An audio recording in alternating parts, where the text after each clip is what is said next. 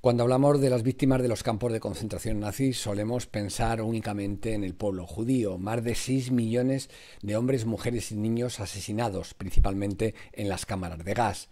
No hablamos habitualmente de los gitanos, que también fueron otro de los grupos muy represaliados por el nazismo, o de los homosexuales, o de los testigos de Jehová, o de los prisioneros de guerra soviéticos o polacos. Lo que resulta aún más paradójico es que en nuestro país, hasta hace muy poco tiempo, no se ha hablado de que hubo más de 9.000 españoles y españolas que sufrieron y murieron de la misma manera que los judíos. Las cifras son estas: 9.300 españoles y españolas pasaron por los campos de concentración nazis.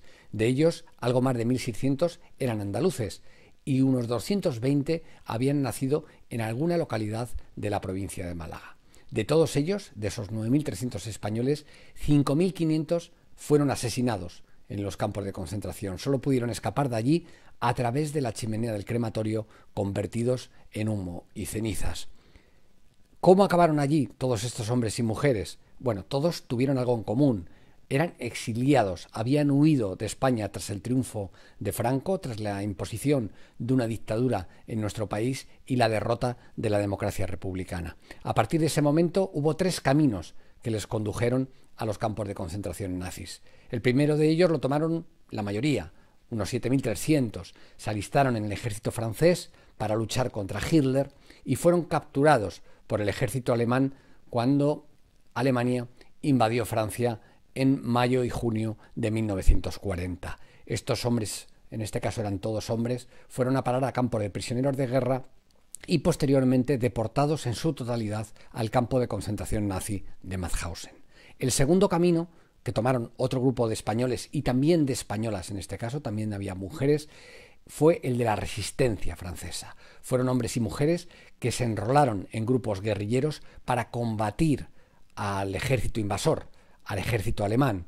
Participaron en acciones muy valerosas de guerrilla, pusieron bombas, sabotearon infraestructuras, asesinaron a militares nazis, jugaron un papel muy determinante, pues un número superior a 2.000 de hombres y mujeres españoles fueron capturados y deportados, en este caso ya no solo a Mauthausen, sino a otros campos de concentración como Buchenwald, Dachau, Sachsenhausen, Auschwitz o, en el caso de las mujeres, principalmente al campo de concentración de Ravensbrück. Hubo un tercer camino que también condujo a un grupo más reducido de aproximadamente 400 españoles al campo de concentración de Mauthausen, que fue el llamado convoy de Angulema. En este caso no hablamos de combatientes, no habían estado en el ejército francés, no habían estado en la resistencia, sino que eran simplemente civiles españoles que se encontraban refugiados en un campo cerca de la localidad francesa de Angulema, que en agosto de 1940 fueron subidos por el ejército nazi a un tren de ganado y deportados al campo de concentración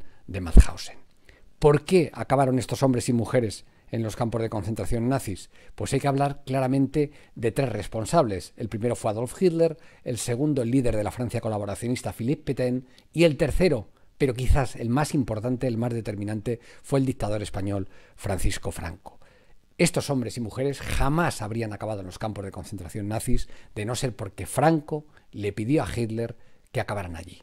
Fue él el que dio la orden, o el que al menos pidió a Hitler que le hiciera el trabajo sucio de eliminar a estos hombres y mujeres que, no lo olvidemos, habían sido republicanos, eran republicanos y por lo tanto eran enemigos de Franco. Contamos con muchísimas pruebas de que fue así. La primera y más obvia es que el régimen de Franco y el de Hitler eran aliados. De hecho, Franco había ganado la guerra en buena medida, de una manera decisiva, por el apoyo militar que recibió de la Alemania de Hitler y también de la Italia fascista de Mussolini. Pero a partir de ahí hay muchas más pruebas.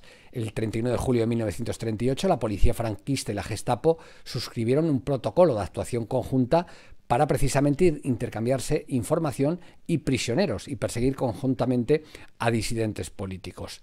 Entre 1939 y 1940, los gobiernos de Berlín y de Madrid intercambiaron muchísima correspondencia en el que se reflejaba el interés que tenían las autoridades franquistas por capturar a líderes republicanos que estaban exiliados en Francia. Y en esos mismos telegramas y cartas, el gobierno de Madrid decía desentenderse, no interesarse por la suerte que corrieran el resto de españoles que se encontraban en territorio francés. Quizás la que puede ser la prueba más decisiva de esa responsabilidad directa de Franco en la deportación de estos hombres a los campos nazis fue la visita que Serrano Suñer, el cuñado de Franco, hombre fuerte del régimen, ministro de la Gobernación y también de Asuntos Exteriores, realizó a Berlín en septiembre de 1940. Se reunió allí con Hitler, se reunió con Himmler, con toda la cúpula del Tercer Reich, y justo después de esa visita, el día que Serrano Suñer abandonaba Berlín, es cuando salió una orden desde allí, desde Berlín, a todas las oficinas de la Gestapo en la Europa ocupada, para que fueran a los campos de prisioneros de guerra donde se encontraban prisioneros, la mayoría de los españoles que habían sido capturados. No habían sido llevados directamente a Mauthausen, sino que habían ido a estos campos de prisioneros de guerra junto con los soldados franceses, británicos o belgas, y allí más o menos se respetaban los derechos humanos, porque se respetaban las leyes internacionales de la guerra. Pues bien, esa orden, lo que le decía la Gestapo es que tenían que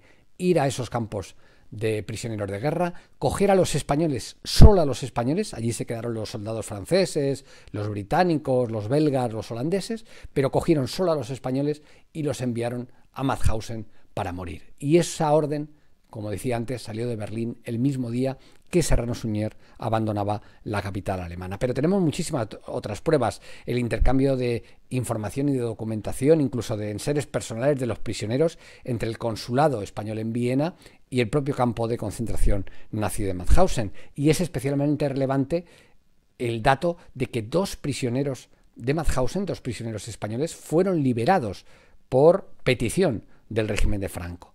Es obvio que sabía que estaban allí, es obvio que tenía la capacidad para decidir quién vivía y quién moría en el campo, y que bastaba con pedirle a su socio Adolf Hitler que les pusiera libertad para que lo hiciera. Y así fue. Tanto Fernando Pindado como Joan Bautista Nosfibla, 2 jóvenes prisioneros españoles en el campo nazi de Mauthausen, fueron liberados por esa petición expresa de Francisco Franco. Y la vida se podía resumir en el cóctel de 3 elementos que provocó más muertes entre los españoles: hambre, enfermedades y trabajo esclavo. Los prisioneros en Mauthausen especialmente, pero en prácticamente todos los campos de concentración nazis, eran obligados a realizar jornadas de muchísimas horas de trabajo esclavo. En el caso de Mauthausen, en una cantera de granito que se encontraba muy próxima al campo. Unido a la falta de asistencia médica, a la falta de medicinas, a la falta de doctores y a ese hambre que tenían porque apenas recibían comida, eso fue lo que provocó más muertes entre los prisioneros. Pero junto a esas, los españoles perecieron de todas las maneras posibles. Murieron en la cámara de gas también, murieron ahorcados, fusilados, devorados por los perros, sufrieron todo tipo de torturas.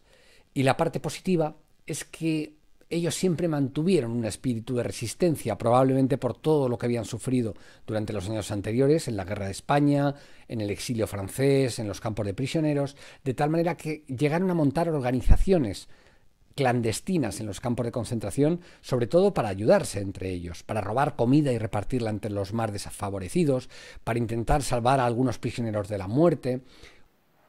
En esta situación demencial habíamos caído, perdiendo día a día nuestras carnes y nuestra moral, ya que el exterminio era la pauta de vida cotidiana. Nosotros, luchadores por un mundo mejor, nos encontramos en lo más inmundo, pero había que rehacerse moral y políticamente. Hubo muchas hazañas que consiguieron estos hombres en estas organizaciones clandestinas, también las mujeres.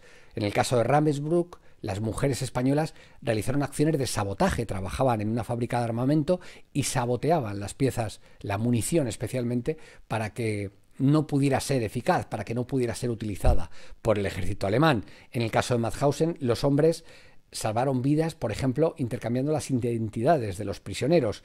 Cuando había un prisionero que creían que iba a ser asesinado, pues porque estaba en una lista negra, porque era alguien considerado especialmente peligroso por los nazis, le intercambiaban la identidad con un prisionero que acababa de morir en la enfermería, de tal manera que de esa forma conseguían que continuara con vida. Y quizás la que fue la acción más conocida y de la que se ha hecho una película recientemente, El fotógrafo de Mauthausen, es la operación en la que la resistencia que había dentro del campo, esa organización clandestina, consiguió poner a buen recaudo, salvar fotografías que realizaban los propios SS de sus crímenes. Las consiguieron sacar del campo de concentración de forma clandestina, arriesgando sus vidas, para así demostrar todo lo que había ocurrido en el campo y que no pudieran ser destruidas por los alemanes. De hecho, los alemanes quemaron su archivo cuando estaban a punto de perder la guerra, pero esas fotografías permanecieron porque ese grupo de españoles, encabezados por el fotógrafo catalán Francesc Boix, consiguieron sacarlas del campo y de hecho fueron exhibidas en los juicios de Nuremberg contra toda la cúpula nazi, unos juicios en los que Francesc Boix precisamente fue el único testigo español que participó en ellos. Una historia, por tanto, tremenda, terrible, en la que tuvieron un papel importante también los malagueños. Por citar solo un ejemplo, la primera víctima de Mauthausen, la primera víctima española de Mauthausen, fue un malagueño de Rincón de la Victoria, José Marfil Escalona, que pereció de hambre, de enfermedades, de debilidad en ese campo de concentración. Y terminó, además, aunque fue una historia trágica, de una forma épica, porque los españoles le rindieron un homenaje, a pesar de que los SS no se lo permitían, guardaron un minuto de silencio, se resistieron a romper la formación y le rindieron ese último homenaje al que fue el primero de una larguísima lista de muertos españoles en los campos de concentración nazis.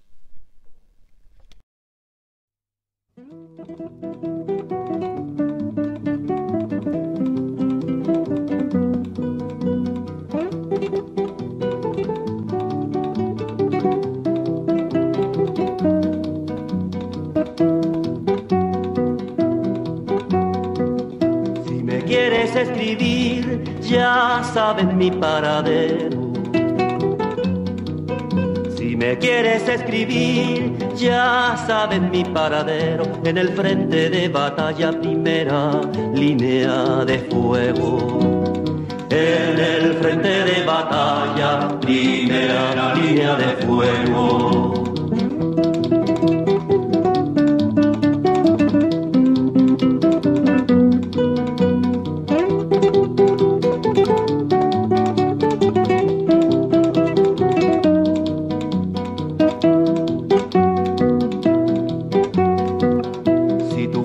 Comer bien barato y de buena forma.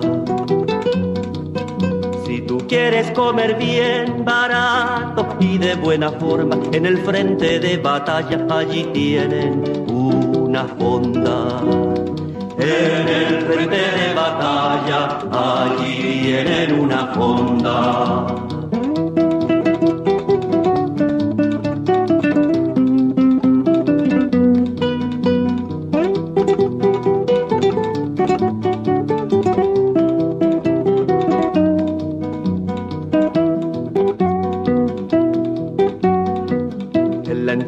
De la fonda hay un moro Mohamed.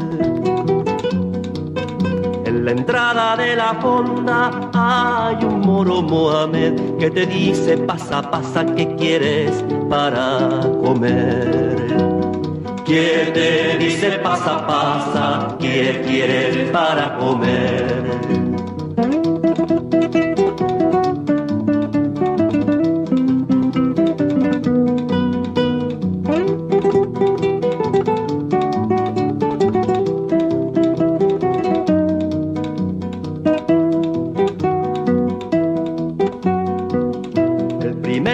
Que dan son granadas moledoras.